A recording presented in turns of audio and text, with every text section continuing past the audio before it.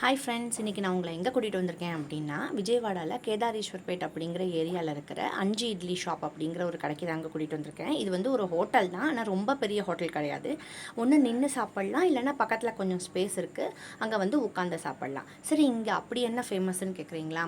இங்கே வந்து நார்மலாக எல்லா ஹோட்டல்லையும் கிடைக்கிற மாதிரி இட்லி தோசை மட்டும்தான் கிடைக்கும். ஆனால் இந்த கடையில் ரொம்ப ஸ்பெஷல் என்ன அப்படின்னா, இட்லியோ தோசையோ நம்ம என்ன ஆர்டர் பண்ணுறோமோ அவங்கக்கிட்ட கண்டிப்பாக சொல்லணும், தயவு செஞ்சு இந்த நெய்யும் வெண்ணையும் கம்மியாக போட்டு கொடுங்க அப்படின்னு சொல்லணும். அப்படி இல்லைன்னா அவங்க போடுற நெய்யிலையும் வெண்ணெயிலையும் அப்படியே வாயில் கரைஞ்சிடும், நமக்கு கடிக்கிறதுக்கு கூட சான்ஸ் இருக்காது. இப்போ பார்த்தீங்கன்னா அவர் வந்து அவ்வளோ நெய் போட்டு வெண்ணெய் போடவான்னு கேட்டு கேட்டு அவர் வந்து கொடுக்குறாரு.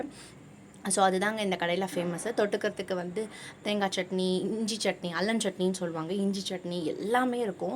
தோசையிலே கூட விதவிதமாக லேஸ் தோசை, சாக்லேட் தோசைன்னு என்னென்னமோ வித்தியாசமாக எல்லாம் போடுவாங்க. இந்த கடை வந்து மார்னிங் மட்டும்தான், பிரேக்ஃபாஸ்ட்டுக்கு மட்டும்தான். கிட்டத்தட்ட ஒரு 6 மணிக்கு தரனாங்கன்னா 10-11 மணி வரைக்கும் தான் இந்த கடை இருக்கும். அதுக்கப்புறம் இருக்காது. எங்கெங்கேருந்தோ வந்து பார்சல் எல்லாம் வாங்கிட்டு போவாங்க. ஸ்விக்கி எல்லாத்துலேயுமே இங்கே இருக்குது.